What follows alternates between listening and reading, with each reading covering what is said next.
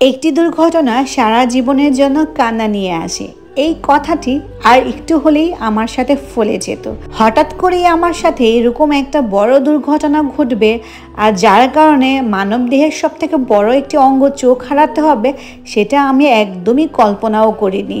Hello, আসসালামু আলাইকুম everyone, সবাই কেমন আছেন? এইটা ছিল ঈদের চতুর্থ দিন। আমি আমার পরিবার সহ যাচ্ছিলাম গ্রামের বাড়ি বেড়াতে। বিয়ের এত বছর পরেও আমার শ্বশুর এবং আমার জামাই কখনো আমাদের গ্রামের বাড়িতে বেড়াতে যায়নি। তোমাদেরকে আমি অলরেডি আরও একটা ব্লগে বলেছিলাম যে আমাদের গ্রামে আসলে কেউ থাকে না, যার কারণে ওইভাবে ঠিক গ্রামের বাড়িতে বেড়াতে যাওয়া আমাদের হয় না। তো আমার শাশুড়িকে নিয়ে একবার গিয়েছিলাম, বাট আমার শ্বশুর এবং আমার জামাই এই ফার্স্ট টাইমের মতো যাচ্ছে।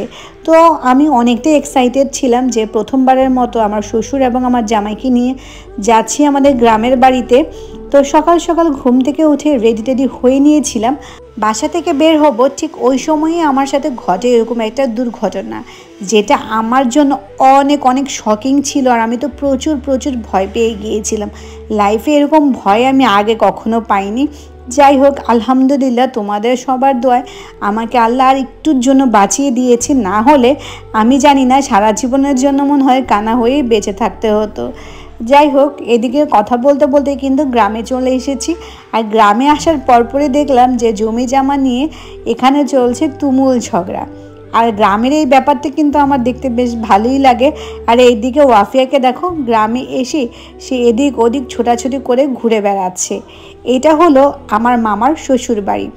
আমাদের গ্রামের বাড়িতে যেহেতু কেউই থাকে না, তাই আমরা ঢাকা থেকে যখন গ্রামে বেড়াতে আসি, তখন আমার মামার শ্বশুর বাড়িতেই থাকা হয়। আমার মামার শ্বশুর বাড়ি আর আমাদের গ্রামের বাড়ি একদম কাছাকাছি, আর এই জন্যই এখানে মূলত আমরা ছোটোবেলা থেকেই থাকি। আর নানা নানিও আমাদের নিজেদের মতো খুব খুব আদর যত্ন করে। আর এই দিকে আমার জামাইকে দেখো, গ্রামে এসে সেই আনন্দে গোসল করছে, মানে গ্রামের এই আবহাওয়াটা, পরিবেশটা ওর কাছে বেশ বেশ পছন্দ হচ্ছে। তো আমরা সকালে নাস্তা খেয়ে নিচ্ছিলাম। আর এই দিকে দেখো আমার চোখের অবস্থা। মূলত আমরা যখন বাসা থেকে বের হচ্ছিলাম, তখন আমাদের পিকুটাও বাসা থেকে বের হয়ে গিয়েছিল, তাই ওকে আমি আনতে গিয়েছিলাম। যখন আমি ওকে কুলে নিয়েছিলাম, ও কিন্তু খুব ভালোভাবেই কুলে উঠেছিল। বাট কুলে ওঠার পরে এত বেশি অ্যাগ্রেসিভ হয়ে যায়, আমাকে খামছে, একদম চোখের নিচে যে মাংসটা আছে সে মাংসটা একদম ছড়িয়ে ছিটিয়ে একদম কেটে ফেলে। আর চোখ থেকে প্রচুর পরিমাণে রক্তক্ষরণ হয়। আমাকে সাথে সাথে ইমিডিয়েটলি হসপিটালে নিয়ে যাওয়া হয়। আর আমার এখানে প্রায় 3টার মতো সেলাইও লেগেছিল, যেটা আমার জন্য এত বেশি শকিং ছিল। আর আমি প্রচুর প্রচুর ভয় পেয়েছিলাম, আর খুবই কষ্টও লেগেছিল।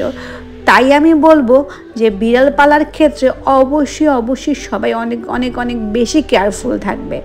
আজ এই একটা দুর্ঘটনা আমার সারা জীবনের জন্য একটা পঙ্গুত্ব নিয়ে আসতে পারত, তাই বি কেয়ারফুল।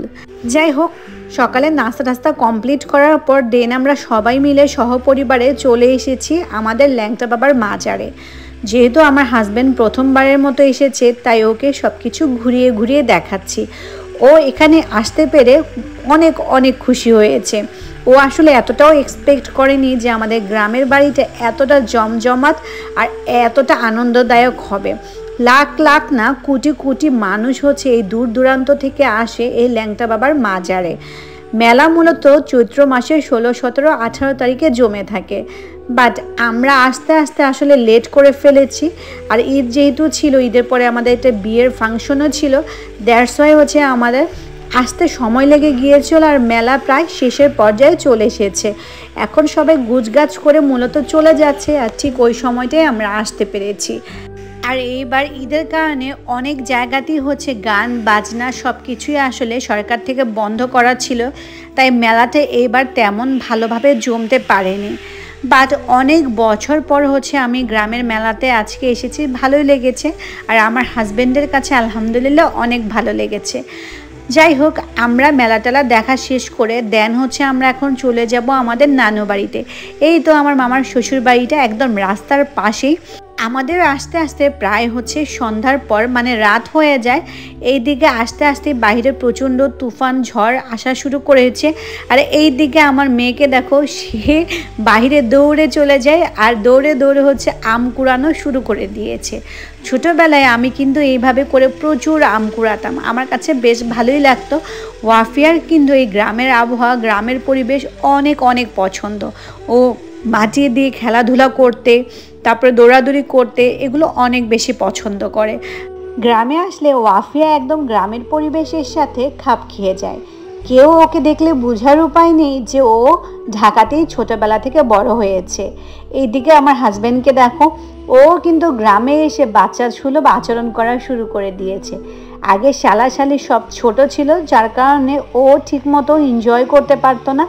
এখন শালারা সব বড় বড় হয়ে গিয়েছে, যার কারণে এখন কিন্তু ওর কাছে অনেক অনেক ভালো লাগে শালাদের সাথে দুষ্টামি করতে। যেহেতু ওর গ্রামের বাড়িতেও কেউ একটা থাকে না, তাই ও এখানে আসতে পেরে অনেক অনেক এনজয় করেছে। আর এইদিকে দেখো আমার মেয়ে আম কুড়াতে কুড়াতে প্রায় 1 পলিথিনের মতো আম কুড়িয়ে ফেলেছে। মানে কি যে খুশি মেয়েটা, আলহামদুলিল্লাহ।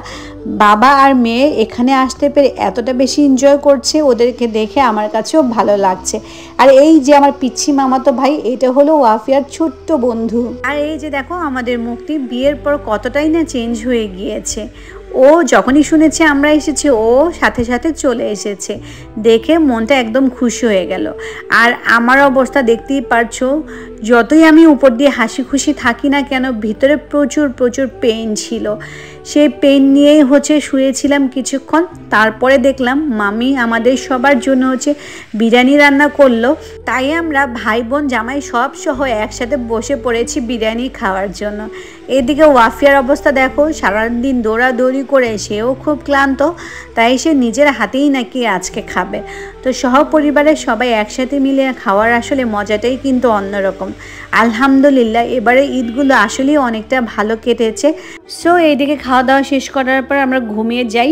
দেন হচ্ছে সকালে, এটা হচ্ছে এর পরের দিন দেখো বাবা মেয়েকে শিখিয়ে দিচ্ছে যে পুকুরের মধ্যে কিভাবে করে হচ্ছে হাত মুখ ধুতে হয়। তো ও কিন্তু সাঁতার টাতার তেমন পারে না, পানি প্রচুর ভয় পায়। তো এটা হচ্ছে আমাদের সকালের দিনের নাস্তা কমপ্লিট করে দেন আমরা চলে আসি ভুট্টা খেতে। ভুট্টা প্রায় হচ্ছে কিছুদিন পরে উঠিয়ে নিবে, তো আমি চাচ্ছিলাম এখানে বেবিকর্ন পাওয়া যায় কিনা, আমার কিছু বেবিকর্ন লাগতো। তাই নিজেদের যেহেতু ক্ষেত আছে, তাই ক্ষেত থেকেই হচ্ছে কিছু কর্ন নিয়ে যেতে যাচ্ছিলাম। সো এটা ছিল আমাদের মোটামুটি 2 দিনের একটা ট্রিপ ছিল ছোটোখাটো। আলহামদুলিল্লাহ খুব ভালোই দিন কাটিয়েছিলাম। তো এই তো ছিল আমার আজকের ব্লগ। নেক্সট ব্লগ আবার দেখাবে। টিল দেন আল্লাহ হাফেজ।